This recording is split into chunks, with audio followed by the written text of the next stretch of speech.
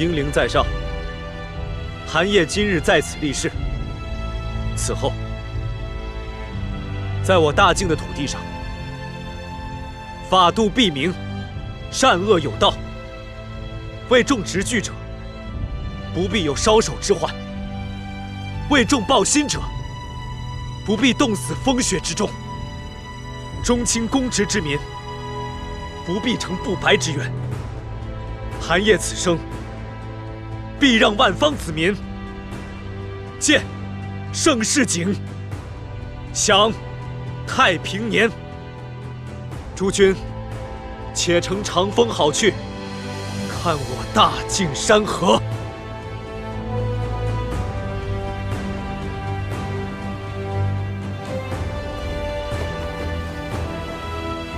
叩首！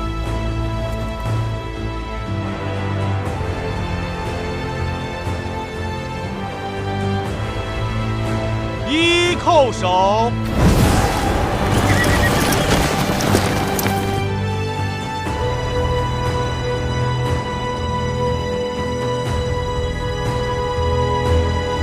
诸君，且乘长风好去，看我大晋山河。二叩首！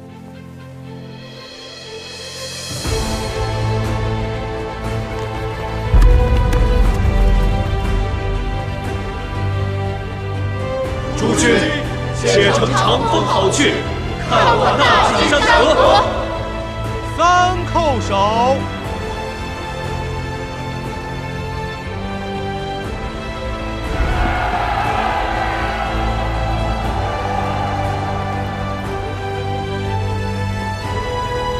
诸君，且乘长风好去，看我大晋山河。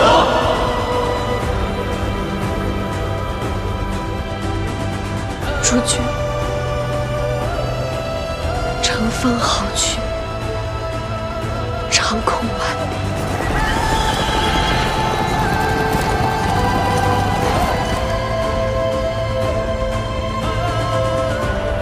俯身，看大好山河。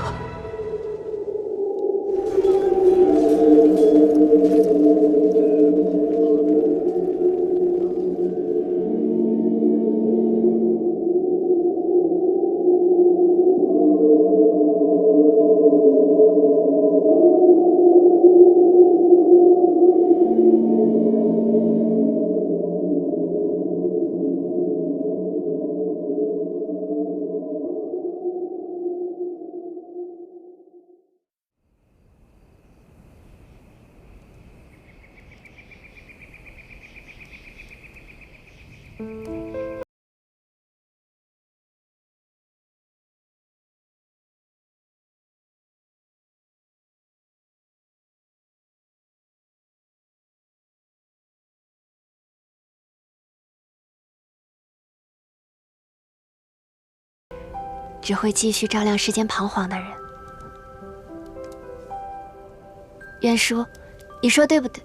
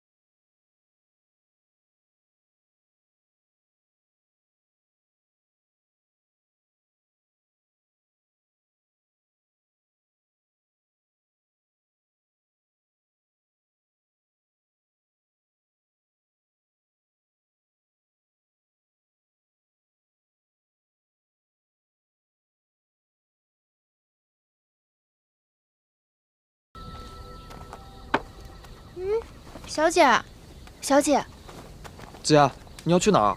打猎，东西太难吃了。我来陪你吧。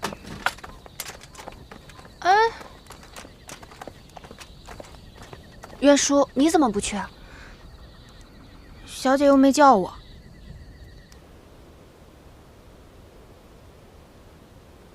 真不愧是你啊，荒山野岭还能逮住2只野鸡。可惜不是在京城，如果在京城的话，我还能给你做个葫芦鸡和炖鸡汤呢。都让你包下来得了。哎，多亏有你这个傻小子在，我比来的时候开心多了。姐，你一个人背负着帝家的血债和8万英魂的冤屈，独自走过整整10年，这种沉重我没经历过，可能不太懂。但我从小就没有亲人，我知道孤独是什么滋味。你真的很懂事，很像禁言。姐，你就当我是一家人，你能多告诉我一点关于你弟弟的事吗？禁言啊，他刚学会说话的时候，就会软软糯糯地跟在我身后。每一次他犯错了，都会拉着我的衣袖向我讨饶。我记得有一次啊，什么人？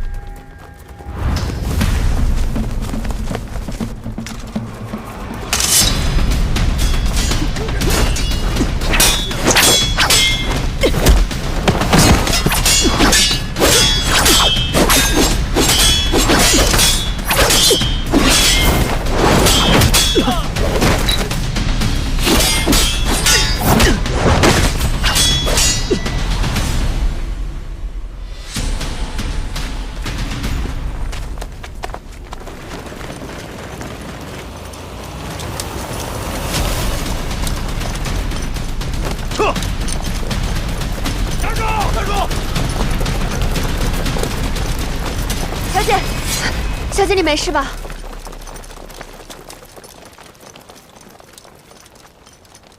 没事吧，子源？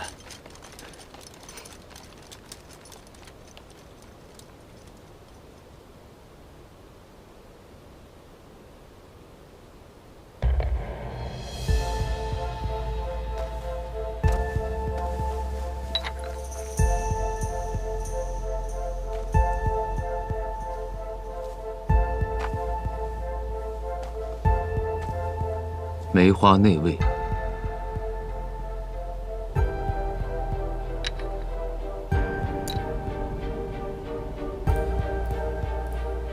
好一个心胸宽广的陛下！此事似有蹊跷，切不可妄下结论。有什么可蹊跷的？世人皆知陛下视子元为眼中钉，派人刺杀他，也是意料之中。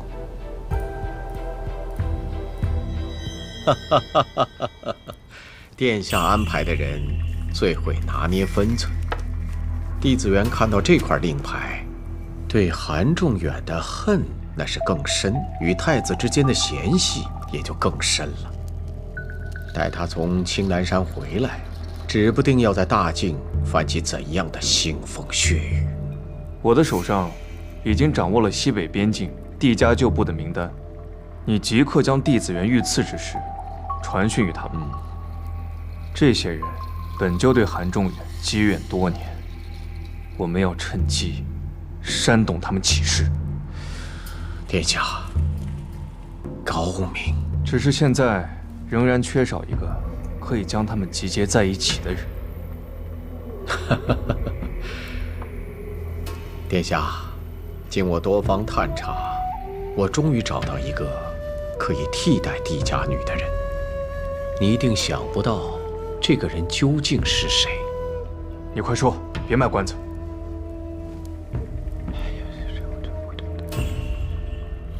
正是因为世人皆知才蹊跷。因犯案一事，皇家在民间的声誉已然受损。若此时再派刺客行刺子元，那陛下之前所做之事的意义又在何处？他为何不在京城，便以欺君连坐之罪处死子元，而是要下罪己诏，迎忠魂归京？子元，你信我，陛下绝不会做出这样的事。我只信证据。你手上拿的是什么？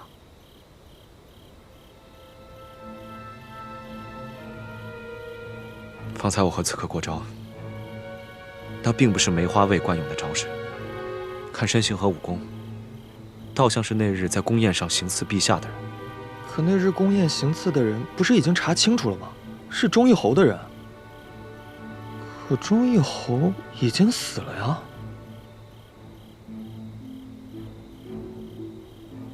你的意思是说，既不是陛下，也不是古云年，在这京城之中还有另外一股势力想要置我于死地？有这个可能。或许他们的目的不是你，而是冲着整个大境而来。大境看似固若金汤，可在京城，天子脚下竟有势力交错。看来他们觊觎大境许久了。你是说北秦？如此看来，这个忠义侯倒是有些可怜，机关算尽，到最后才发现他只是别人手中的一颗棋子，还白白做了个替死鬼。他活该。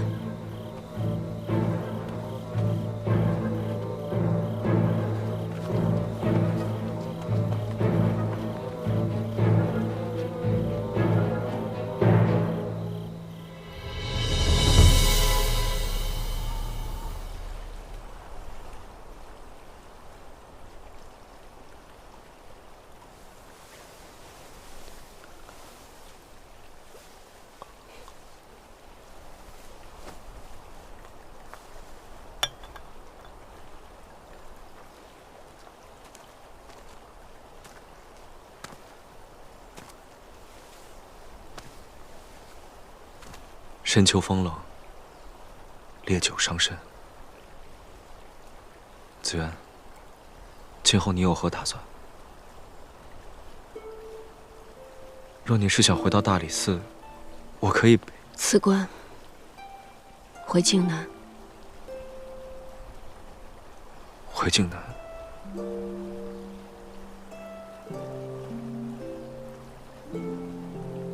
也对。也好，等此间事了，你确实应该回到靖南，毕竟那里是你的家。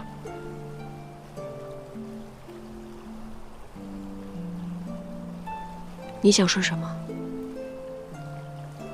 我原本以为你会愿意继续回到大理寺，和黄埔一起查案，或者是去到刑部，协助骆明熙。若你都不愿意的话，你觉得我会留在京城？我希望你能留在京城。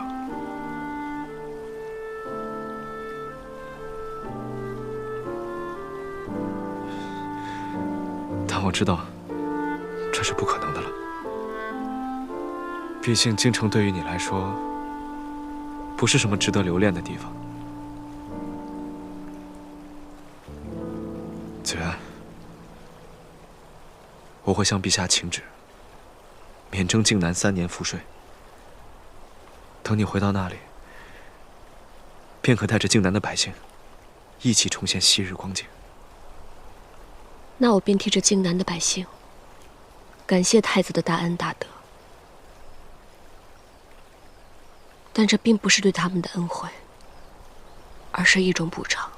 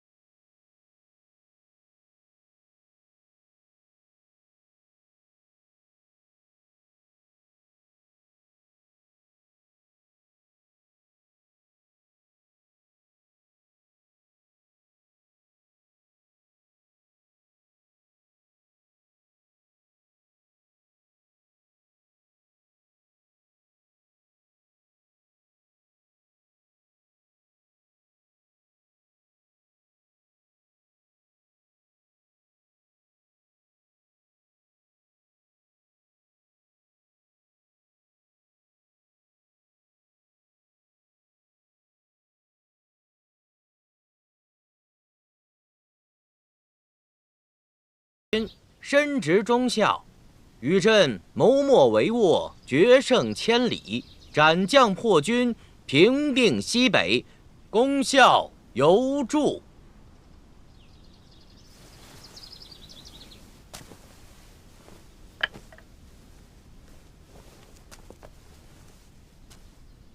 帝大人，陛下让老奴传句话：朕与永宁情同手足，却不想事事弄人。帝子元，朕对不住他。帝大人，陛下还有一件事，托老奴代他一问。陛下问，8万阴魂荣归京城，朕也恢复了帝家的名誉，你心中是否已然释怀？并未。我不愿欺瞒陛下，我心中从未放下。但是我已经不会再恨了。毕竟帝家之事已经尘埃落定，纵然有再多的恨，我无法再挽回家父，还有青南山下8万将士的性命。我只祈愿这天下太平，万物苍生，不要再发生类似的悲剧。好，老奴这边去回复陛下。有劳赵公公。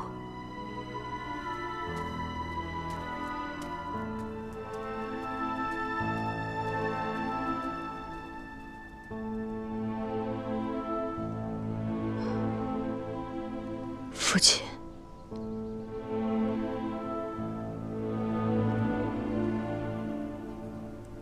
我做到了。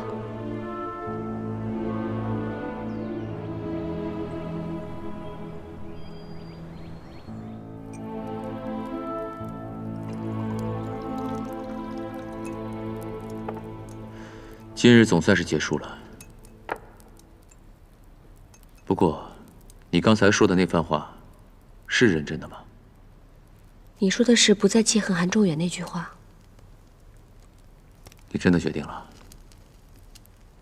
是啊。此次前来，我就是为帝家翻案。等此事了了，我就并无其他之意了。可你看着韩氏天下腐败不堪，民不聊生，你就真的放心把天下交给韩家？我相信的是韩烨，他定然会和韩仲远不同。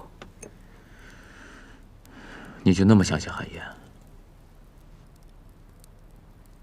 是，我相信他，他会缔造出一个清平盛世。可即便如此，如今北秦对大晋虎视眈眈，他想要太平盛世也没那么容易。如若他应付不来，你还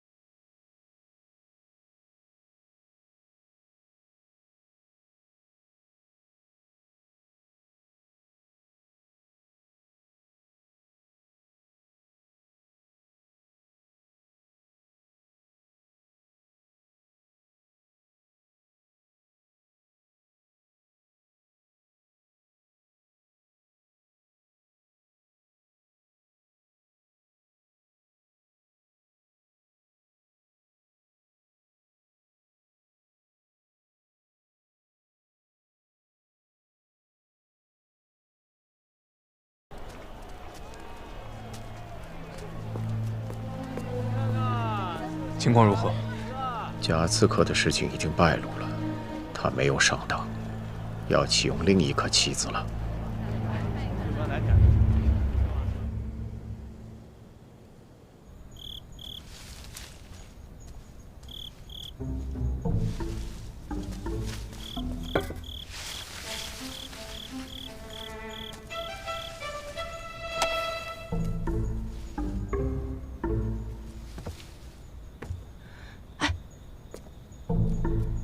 什么情况？好像有老鼠，老鼠！哎，过来！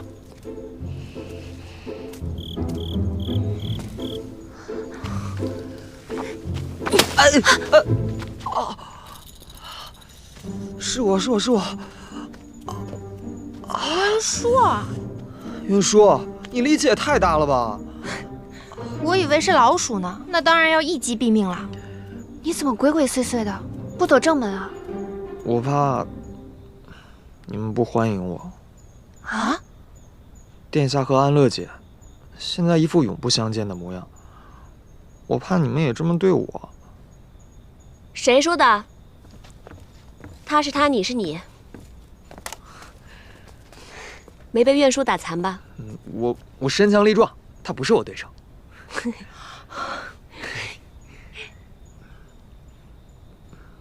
安乐姐，你真的要回京南吗？你都听说了？我舍不得你们，你能不能不走，留在京城？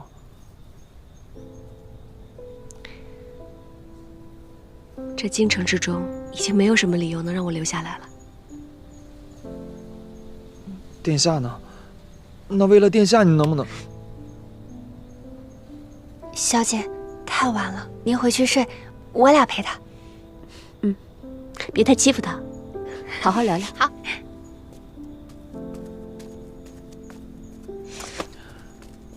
以后再敢提殿下2个字，我饶不了你。你们都要走了，还有什么以后啊？你是舍不得我们家小姐啊，还是舍不得我们家苑琴啊？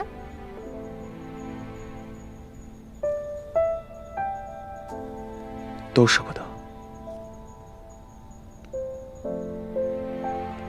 我很害怕分开以后，我就再也见不到你了。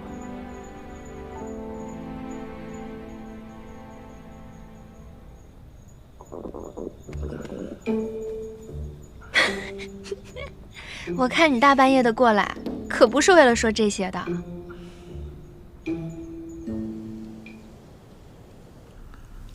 看看这个，这是古云年背后的另外一股势力，我查到的全部线索。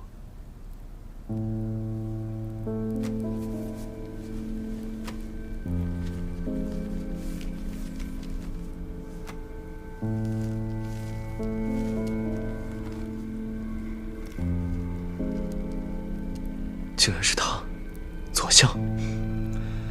我也没想到，他的势力竟然发展得如此强大。相爷，果然守时啊！如今大晋朝堂之上暗流涌动，我总疑心左相。子言此前怀疑的还真没错。之前我们都是盯着古云年打，却忽略了他。但他是否与北秦勾结，我还没有证据，需要你深入调查。多谢你，老明谢。你不用谢我，这是我职责所在。老明谢，你我之间如果没有……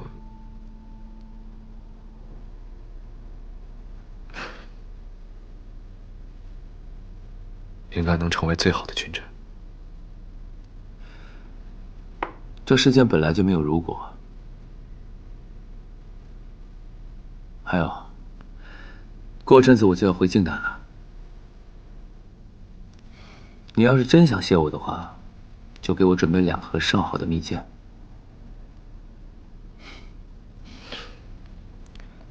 这可是我一番心血，别浪费了。你放心，案子我会继续查下去的。蜜饯拿西山白鹿来换。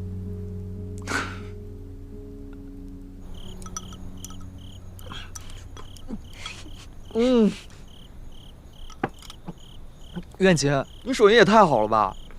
哎，火可是我烧的。火候也不错。唉，怎么了？你不够吗？还有呢。不是，我只是突然想起小时候的事了。我从小在五柳街长大，是钟娘带着我。小时候很少吃饱饭，有一次我饿着肚子，生了场大病，醒了以后，之前的什么事都记不清了，记不清父母，也记不清家在何处，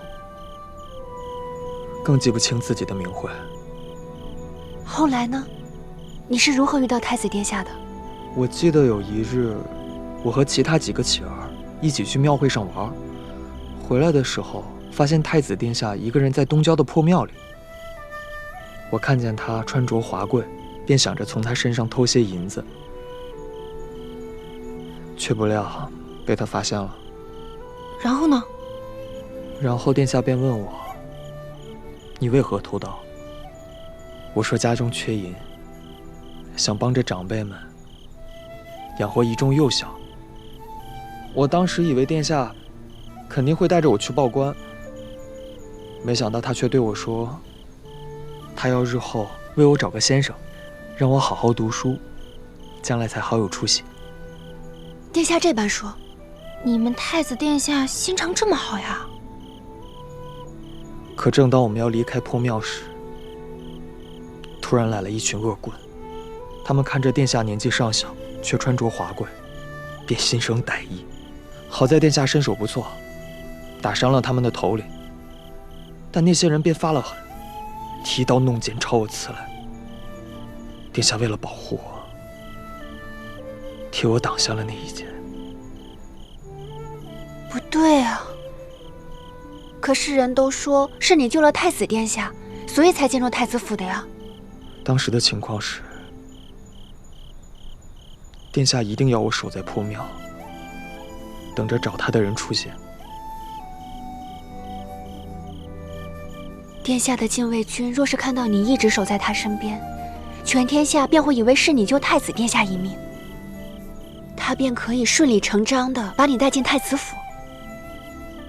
温硕，你小子命可真好。是啊，殿下始终待我如兄如父，我觉得自己能遇上他，也是三生有幸。我跟苑晴遇见小姐，那也是三生有幸。不过遇到你嘛，可就有点倒霉。我堂堂温小公子，遇到你这种粗俗的女人，也算我倒霉。你说谁呢？说的就是你。好啦，往事也讲完了，告别也告别完了，你回去吧。哦，这就赶我走啊？快点走吧，这都什么时辰了？别打扰我跟苑晴睡觉。夜深了，回去吧。好吧。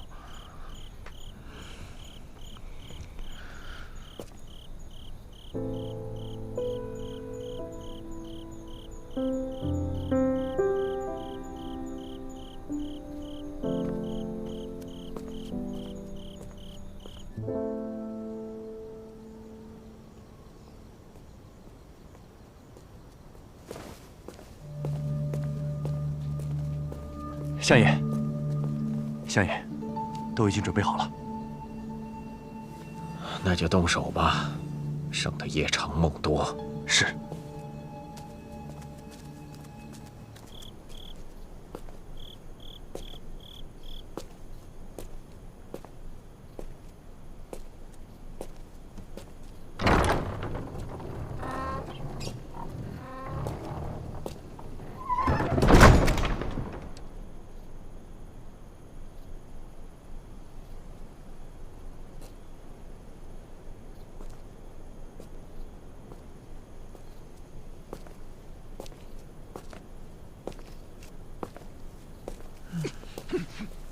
什么人？住手！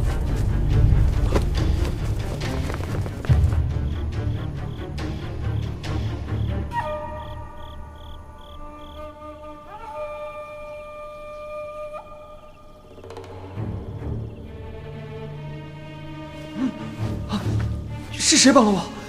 我这是在哪儿？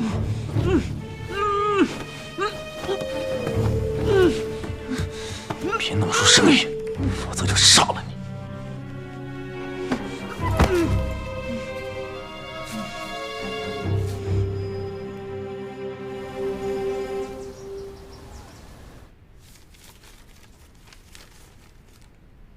前几日，散落在西北城池的帝家旧部，纷纷收到传讯，说帝大人在迎忠魂回京的路上遭遇梅花内卫的刺杀。看来这刺杀的罪翁之意不在朝堂，在于山洞利用帝家旧部。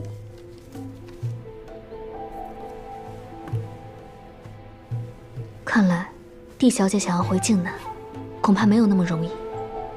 她身为帝家的后人，如今的帝家之主，她本就不该回去。而且帝家军绝对不能落入他人之手。所以，大人要留在京中处理的事情是，我要帮子元重振帝家军，然后再把帝家军交还到他手中。当然还有铲除那些觊觎帝家军的人。骆大人，不好了！骆大人，太子殿下要当街杀了左相，大人您快去看看吧。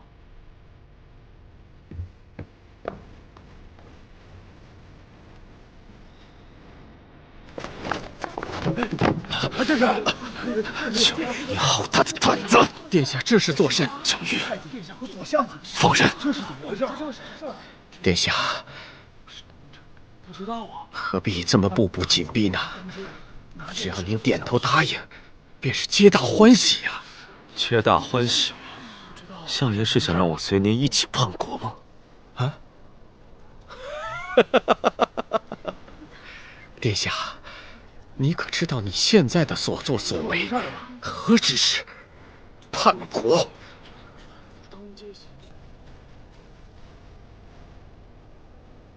我再说最后一遍，放人！韩烨，你是怕我见到陛下说出真相吧？我现在改变主意，我不仅要见到陛下说出真相，我还要当着这天下百姓的面说出真相。你敢？我有何不敢？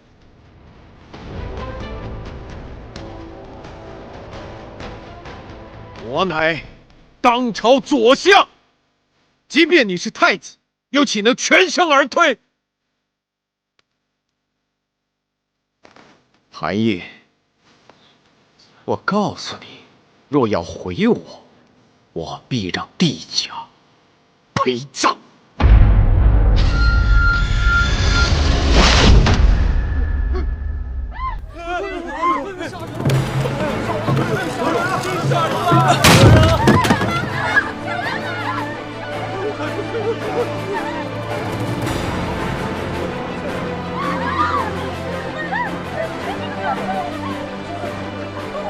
能被你拉下地狱的，唯我一人而已。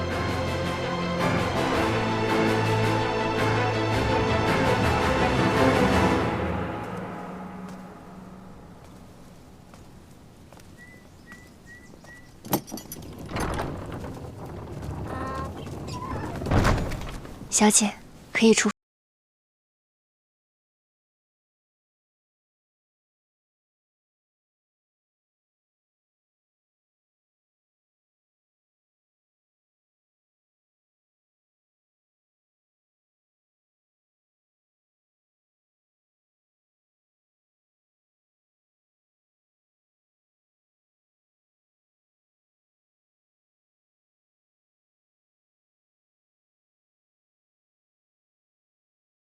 他杀了左相，现被关进了刑部大牢。啊！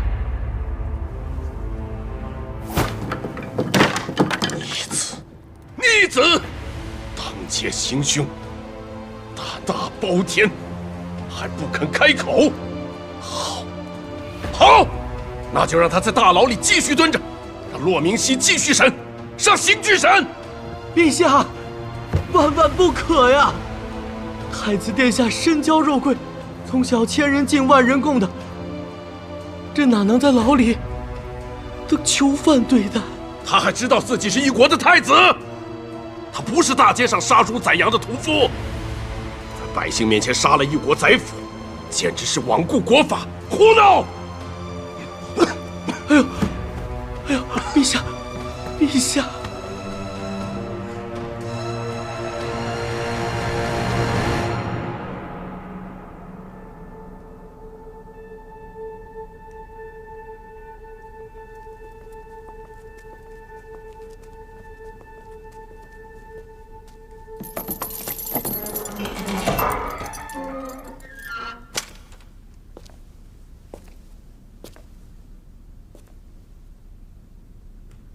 我当众杀人，全城的百姓都是证人。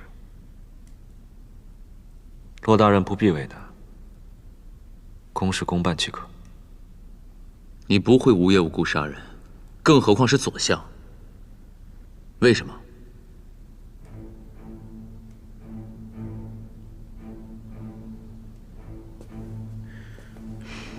而且你手里已经有足够的证据可以置他于死地，交给大理寺处理就好了，又何必当众动手啊？海燕，你是不是有什么难言之隐不能对我说？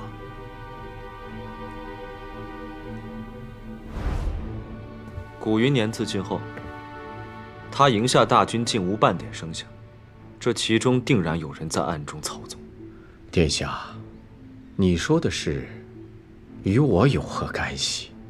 我与古云年可无……你是与他不同，但你的野心早在他之前。你为何要帮助帝承恩？如今又为何要绑走温硕？殿下，你既然提到温硕，那臣有句话，就不得不说了。帝家冤案昭雪之后，陛下对帝子元已是不满之极。她一介孤女，陛下还能忍；倘若陛下知道帝家之子帝晋言还在世，且在太子身边养着，结果又会如何呀？江云，你敢！你倒是说呀！现在陛下命我彻查此事，你不跟我说实话，我怎么救你出去？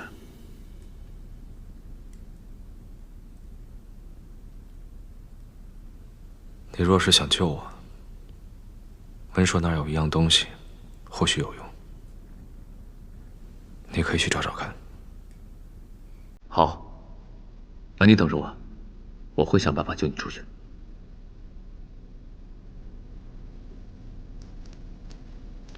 我一直以为大晋太子行事柔和，今日一事，你之决绝，我自愧不如。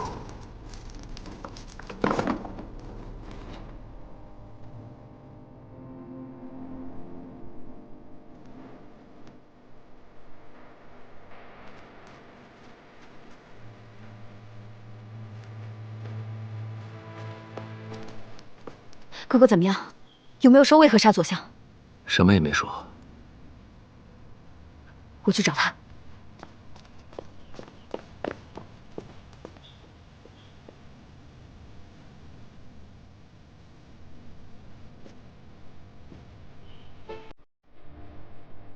你不进去看看吗？也许你问他，他会说的。我都已经打算要回靖南了，既然如此，不如不见。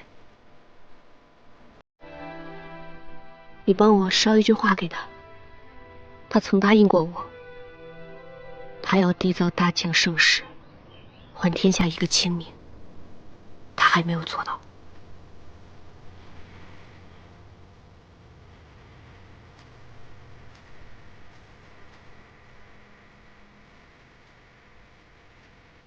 你还是放不下他，这般牵挂，如何回靖南？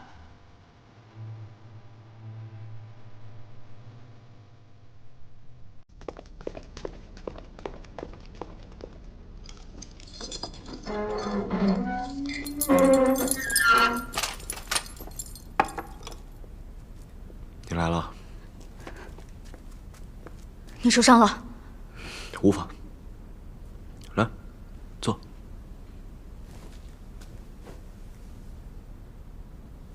牢狱条件简陋，你且忍耐几日，我尽快救你出去。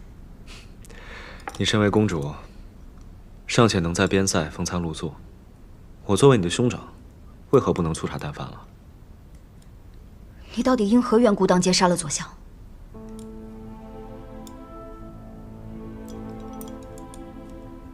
难道连我你都不愿说吗？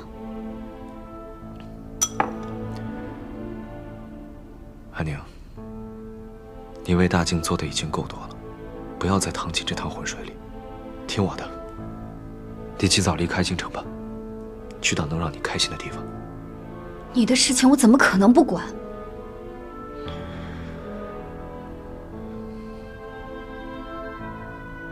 小时候都是你护着我，现在轮到我来保护你了。你长大了，我很开心。但是生在皇家有诸多无奈，万事并非尽力便能如愿。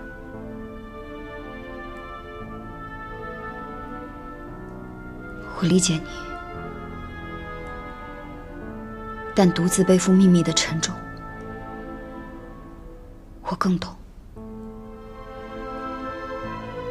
哥，我们是亲兄妹。若是哪天你想与人倾诉了，我一直都在。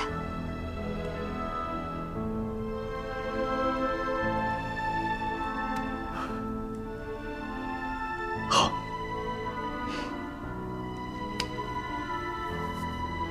快走。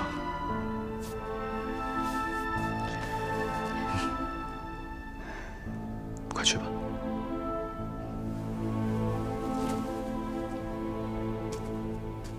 安宁，不要和陛下起冲突。身为一国之君，他的无奈只会比我们更多。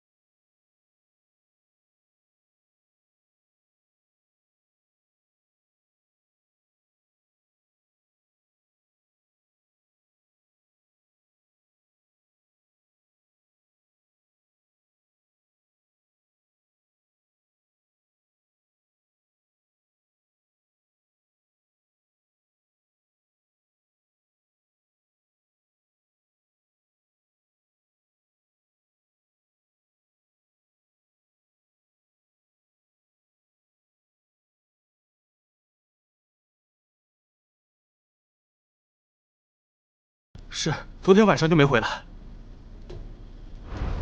你若是想救我，温硕那儿有一样东西，或许有用。先是左相，然后温硕。骆大人，你……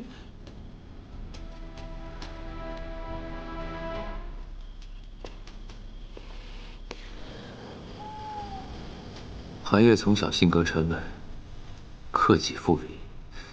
到底是什么原因，能让他在皇城内当着众人杀了蒋玉，而且一刻都等不了？更何况，和他寸步不离的温硕突然失踪，这两者怕是有什么联系。温小公子失踪后，千越阁将人府内外、方圆几里都搜遍了，可是还是没有找到。韩烨、左相，还有温硕，我总隐隐觉得此事和紫园有关。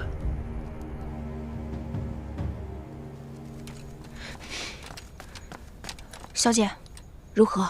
果然不出你所料，我按照你的吩咐潜入了左相府，发现这个左相问题大了，我竟然发现了假的梅花内卫令牌。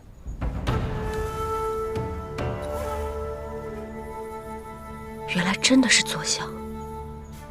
本以为一个古云年已经够坏了，没想到背后还藏着左相这只老狐狸。他何止是只老狐狸，我们和古余年彼此算计的时候，倒是成了他眼里的螳螂和蝉。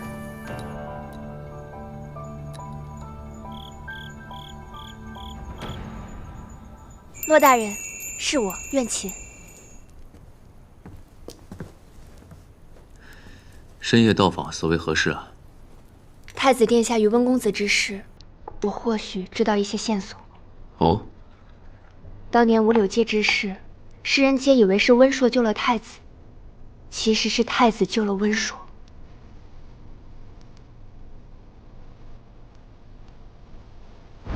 但那些人别发了疯，提刀弄剑朝我刺来。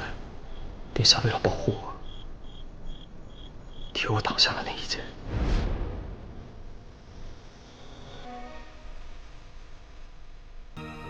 你既然来找我，想必此事并没有告知紫妍吧？是。那你为何告知我，却对她有所隐瞒？小姐这些年过得太苦了，如今好不容易下了要回靖南的决心，我不想见她再卷入京城的风波。我想，这亦是大人所愿。放心吧，我一定会带她回靖南的。不过日后有你和苑舒陪着她，我也放心许多。时候不早了，先回去吧，免得她担心。是。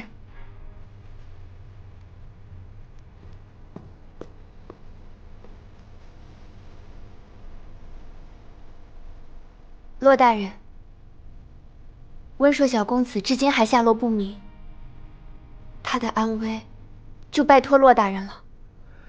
好。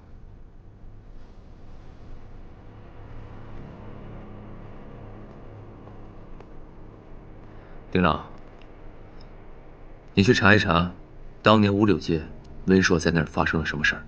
是。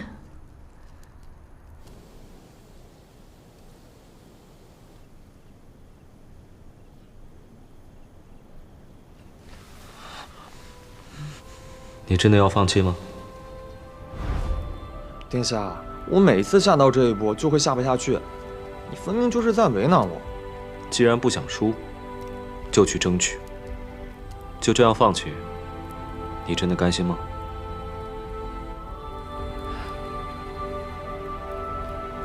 啊！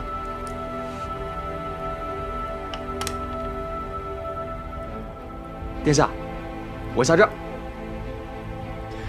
我输了。你这步棋看似莽撞闯入我的局里，却是大开大合、背水一战之下。不错。殿下，你不是也教过我吗？凡与敌战，若陷于危亡之地，必当激励将士决死而战，不可怀生，则胜。我一定要想办法出去。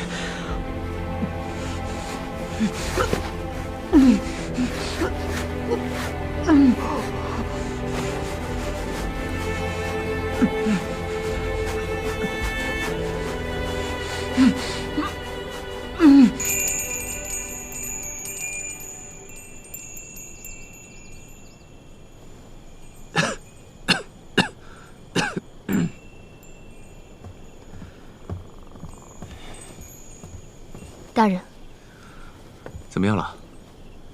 温小公子还是没有找到。不过我们查到了一些别的事情。当年五柳街之事，是太子殿下一手谋划，并非苑情口中的偶遇。其实，我一直有一件事不解：太子殿下对谁都有几分疏离，可唯独待温硕，倒是不同寻常，如兄如父，捧在手中，看在眼里。你说的没错，可即便如此，这些又跟左相有什么关系？让寒夜非杀了他不可。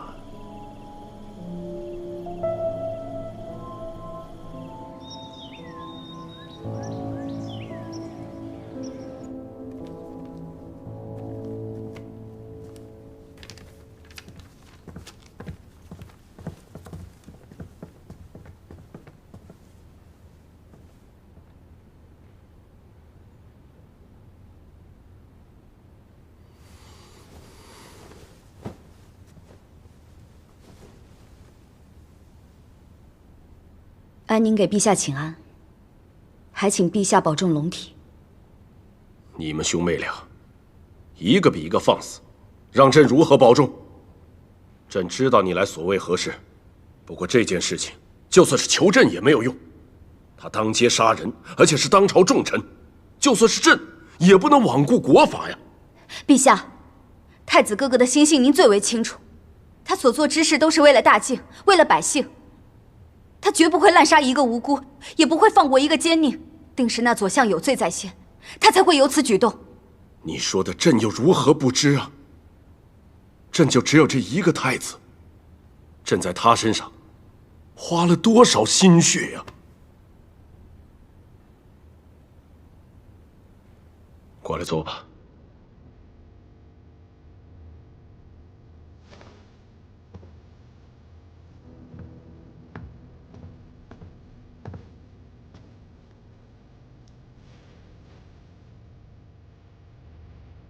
安妮啊，你看看，这些所有大臣的上书，都是要求朕严惩太子的。如果朕轻易放过他，就难以平息悠悠众口。他不坦白这件事情的前因后果，给出一个合理的解释，就算是朕一力保全他，他日他登上帝位，如何取信于民？如何让众人臣服啊？安妮啊，就算是朕，也有办不了的事啊。你明白吗？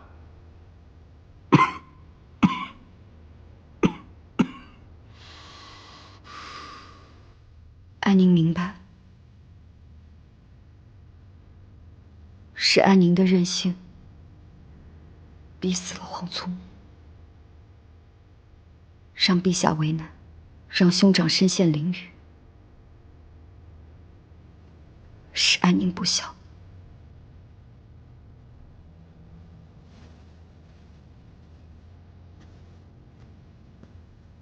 安妮，不是你不孝，也不是你的错。你生在这皇家，有太多的无可奈何。这么多年了，无论你做什么，朕虽然嘴上训斥，但是从来没有阻拦过你。那是因为朕想让你成为这皇室之中活得最开心的一个。可是没想到，到了最后，你却是活得最累的一个。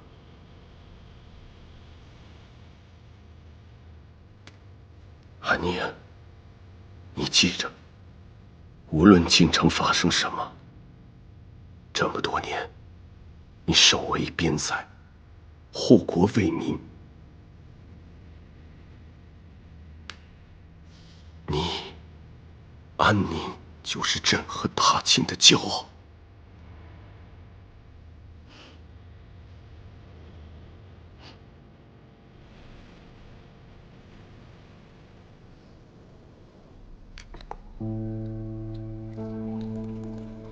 看来你此前对左相的担忧是对的。原来那日在宫宴上刺杀韩仲远的，正是左相。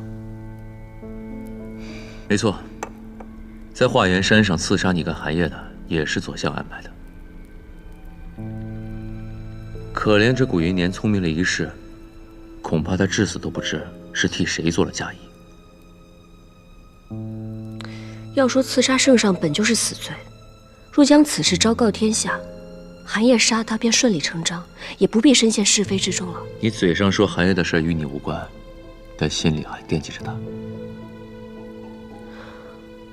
我不过就是不想朝廷被这些居心叵测的人所掌控，奸佞一日不除，百姓一日无安。你现在连说话都越来越像他了。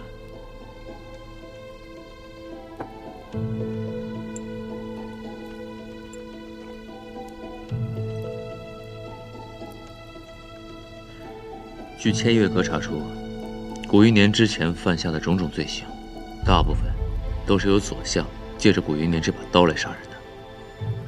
怪不得，怪不得之前我们如何查都有种查不清的感觉。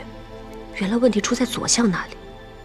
那既然如此，韩烨搜集好证据，直接交给韩仲远便是，为何还要当街杀人？子远，这件事由刑部来管，你就别参与了。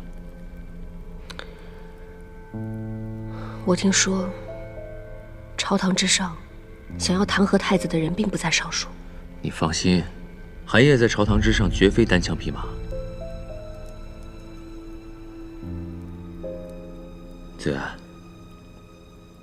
这件事儿，我不希望你卷进去。当然，这也是韩烨的意思。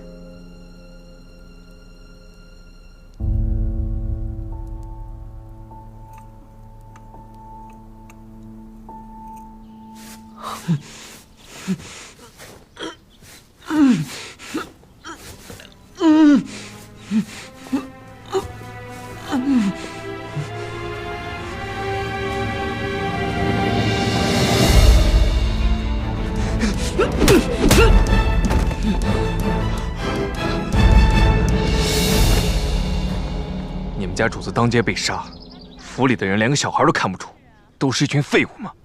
殿下，如今我方群龙无首，在京城能够信任的人只有您。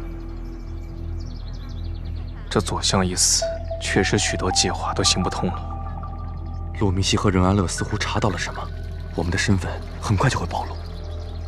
太子当街杀人，这可是闻所未闻的奇事。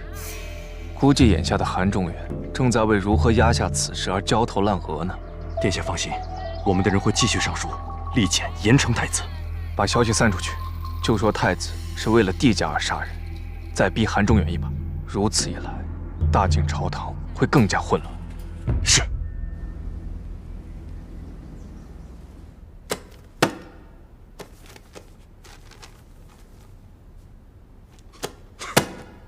一个个都在逼朕，不看了。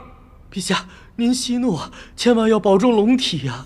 这个太子委实冲动了些，这下可好，朝堂上吵成了一片。想要朕惩罚他的也有，保他的也有，整天看着打口水仗，朕早就看烦了。陛下，您有茶。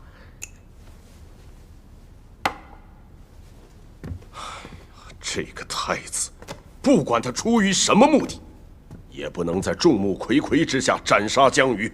这下可好了，朕就算想保他，他也办不了了。陛下，朝中各位大人都在请求您圣断。圣断？这些大臣啊，只看到了眼前的律法，看不到全局。朕只有这一个太子，大晋只有这一个储君，岂能按照普通的案件去办理？陛下，骆明熙骆大人正在着力调查。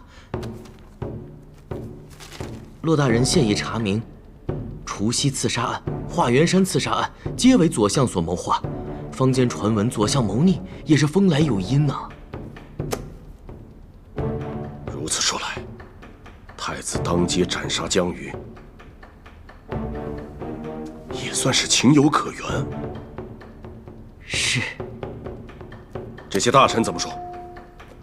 现在朝中大臣有的表示赞同，有人却觉得若高高拿起，轻轻放下，此先例一开，那人人要是杀人之后都以谋逆之罪为之，那我大晋岂不乱套了？这个说的倒是有些道理。就算是江瑜有罪，也应该经过三司会审，而且太子掌管着三法司，更不能知法犯法，逾矩行事。仅凭骆明熙一家之言，绝对难以堵住悠悠众口。陛下，坊间还传闻说太子首任左相与帝家有关，此前已闹得满城风雨了，不由得人不说呀。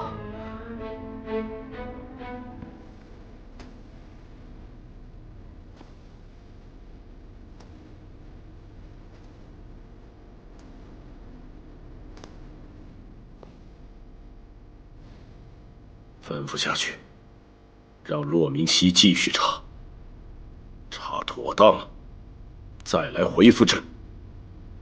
遵旨。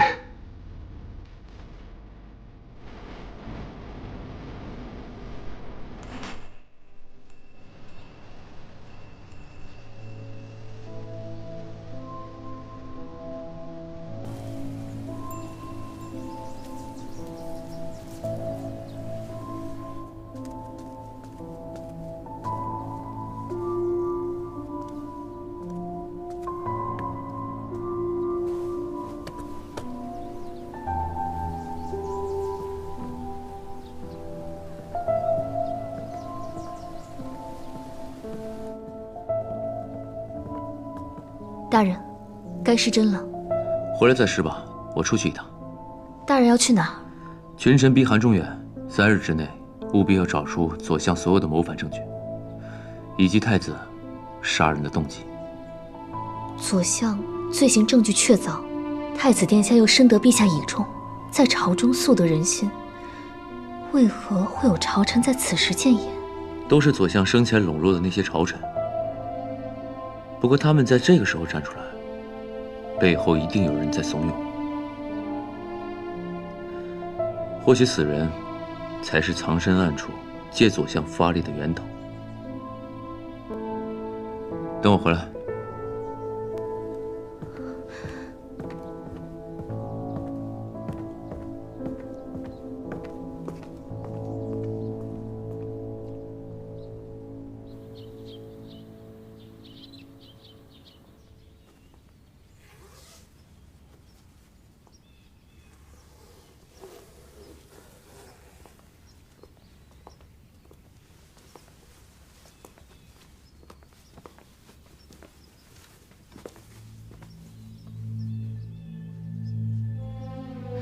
你来做什么？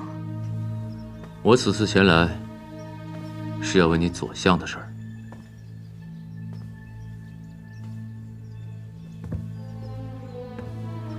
你不用紧张，我不是来跟你翻旧账的。你跟左相那些刺杀的事儿，我不关心。我来是要问你，所有跟左相接触的经过，包括那些不起眼的细节，都要一五一十地告诉我。可是我为什么要告诉你呢？如果你告诉我，我就让你知道你从何而来。你真以为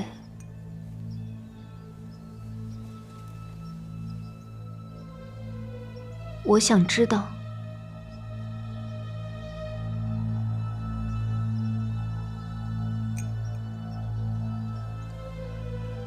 如今你谁都不是。鸟倦知还林，虎死必首丘。你不想知道？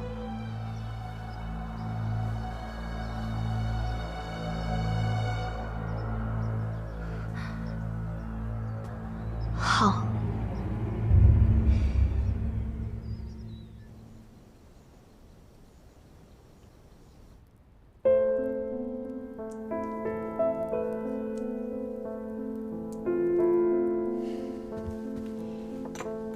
小姐，您多少喝口茶吧。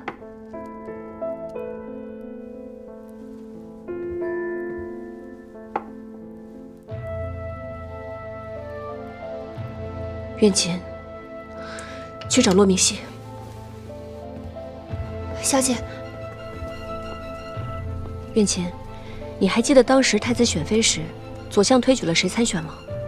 北秦公主。小姐，你的意思是左相？左相疆域，多半跟北秦有关。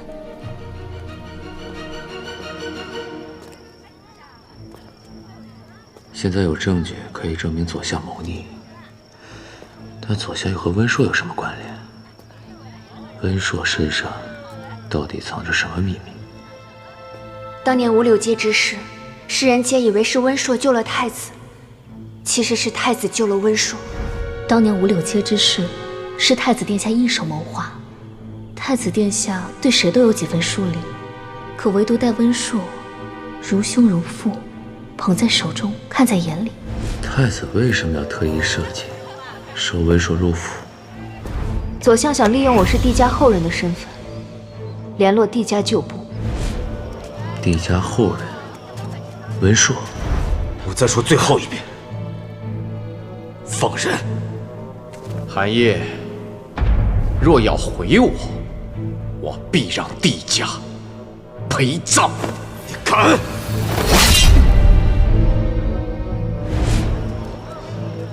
？10年前的文硕，是他？不可能！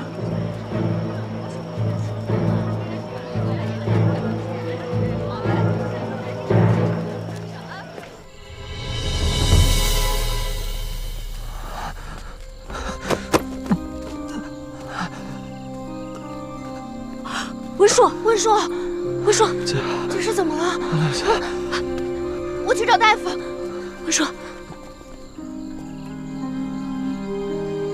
姐，我别说了，进府再讲。原来韩烨当年竟将最大的不可能变成了可能。文硕，你好点了没有？没事吧？我没事。你可知当时是谁把你绑走的？我只知道，那群人的衣着和那日在密林里假扮梅花那位的人一样。安乐姐，他们是同一拨人。我知道了，这件事情就交给我来处理，你不用管了。安乐姐，我在街上听说，殿下杀了左相，被关进了刑部大牢，众臣力荐，要陛下废除太子，这是真的吗？这件事情，陆明熙已经在调查了，你不用担心，殿下他会无恙归来的。相信我的话，你就先好好养伤，等着殿下回来。好，好好歇歇。来，我先扶你躺下。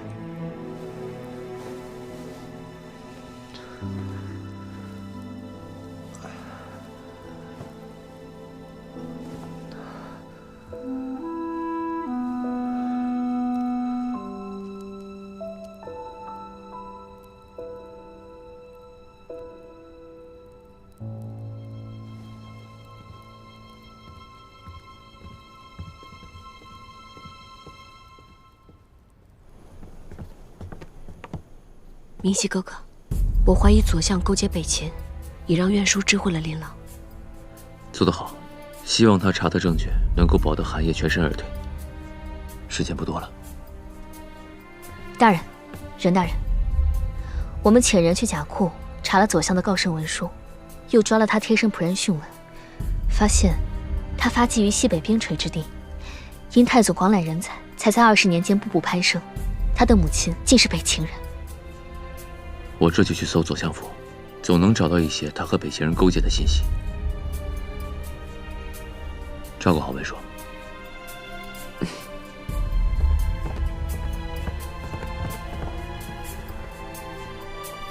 韩烨，我们一定能救你出来。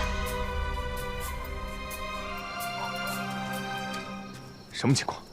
陆明熙抄了左相府邸，查出来不少东西，包括我们获取的西北情报。那如此说来，这骆明熙便可对外声称，左相当时在传递情报，而太子当街杀了他，是在阻止情报的外泄。这一局还是让他们给翻盘了。既然他的身份已经暴露，那帝家旧部这一步就不可再继续下去。你去善后，告诉下面的人，不可轻举妄动。是。还有，之前搜集的所有情报都传回北秦，西北兵变之事提前。是。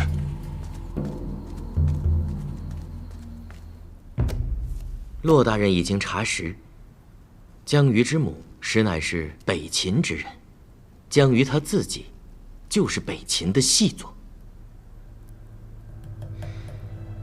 这多年以来，他一直暗中勾结北秦，多次泄露大境的机密。殿下就是知道这一点，才在当街斩杀了江瑜。这个江瑜，在我大境为祸这么多年，实在是罪大恶极，死有余辜。陛下息怒啊！江瑜他罪该万死，太子殿下手刃逆贼，为国除害，阻止了军情外泄，太子殿下无罪有功啊！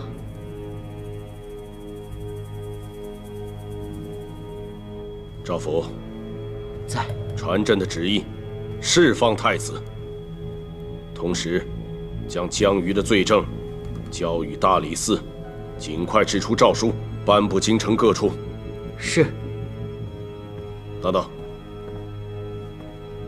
给安宁传朕的口谕，让他好好查查西北边境军情的事。遵旨。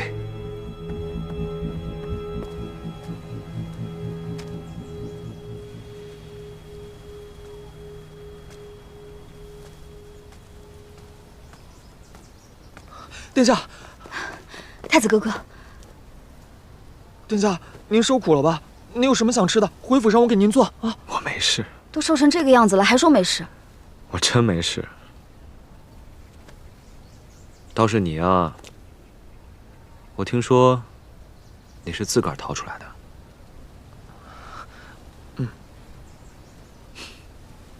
臭小子，没有白费我的教诲。那是当然，也不看看我是在谁身边长大的。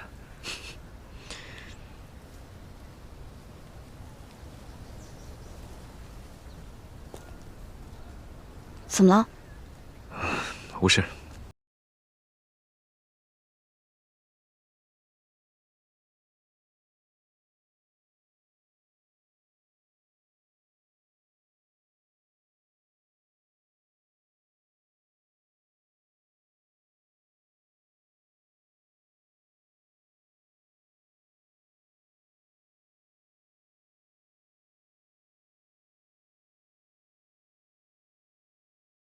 因为太子殿下的事情，劳累颇多。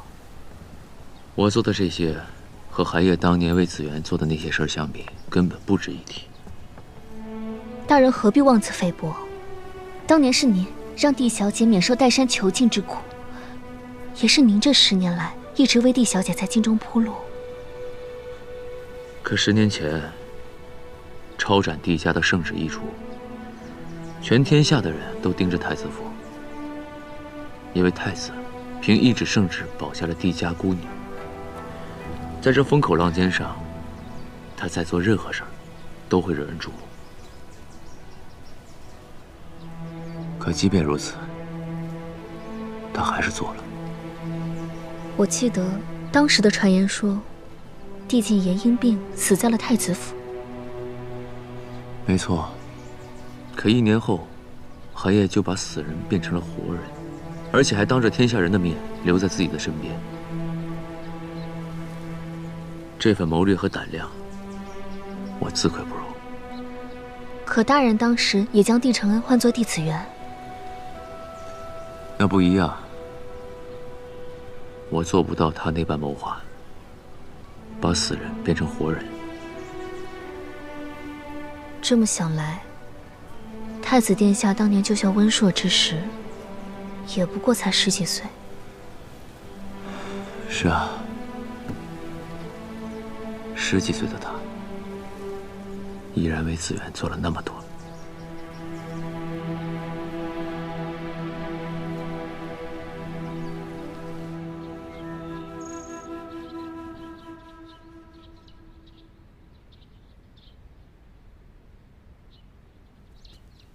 殿下，殿下。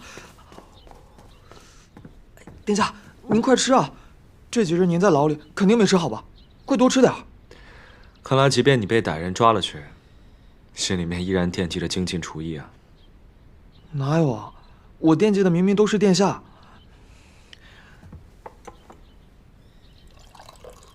殿下，您先喝口热茶。哦，这是我熬了几个时辰的鸡汤，您快尝尝。我不过是被关了几日，你这也太省心了。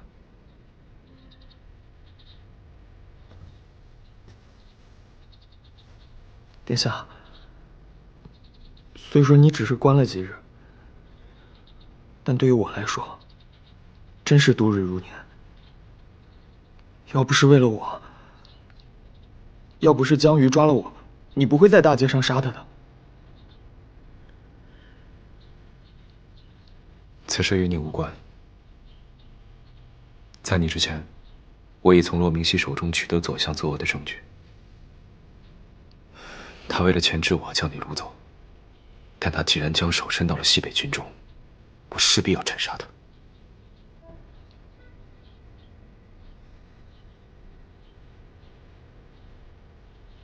那日，我被抓走了，被关在一个小屋子里，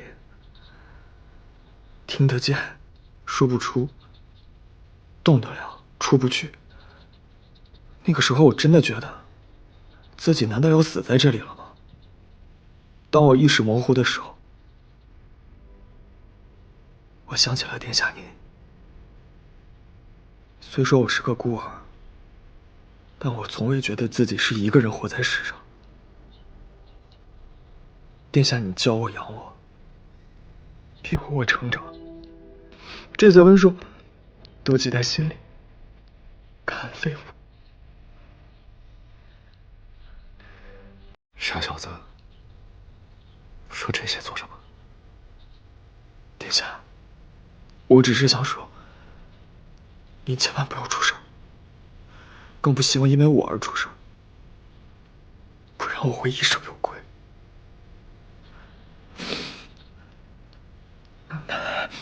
不说了，殿下，你快吃吧，我给您夹。趁热新鲜的，还有这个，您快尝尝啊。子源，今言长大了，长得很好，你放心。等我找到合适的机会，我就把它交到你手里。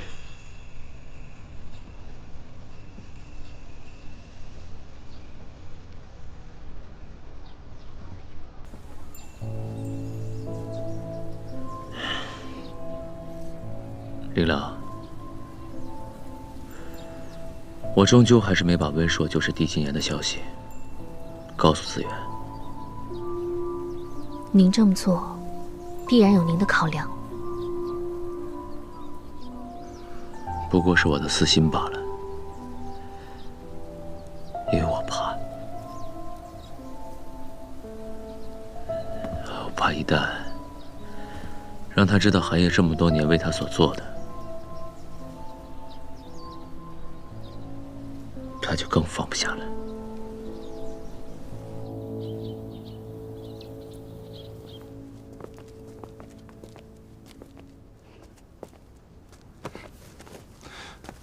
将军，冷北，你怎么有点心不在焉的？属下是在想，太子殿下的事能够圆满的解决，将军总算可以安心了。是啊，太子哥哥无事，我也可以安心的回西北了。只是一想到江宇在我大境兴风作浪多年，我便如鲠在喉。北秦人敢在我朝堂上安插奸细，说不定我眼皮子底下也安插了人。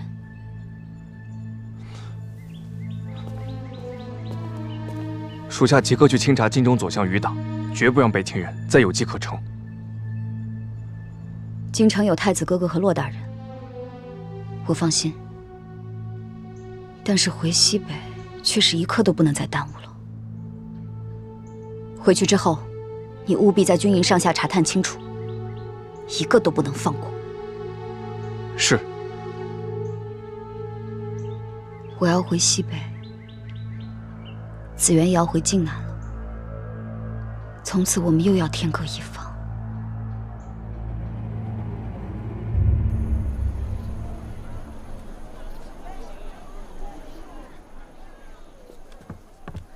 哥哥，这几日发生了这么多的事情，你都没来找我，我都担心死了。哥哥，太子殿下已经没事了吧？他没事了。那就好。对了，哥哥，那个左相真的是我们北秦人吗？那他被太子殿下当街斩杀，接下来会不会连我也会被赶出京城啊？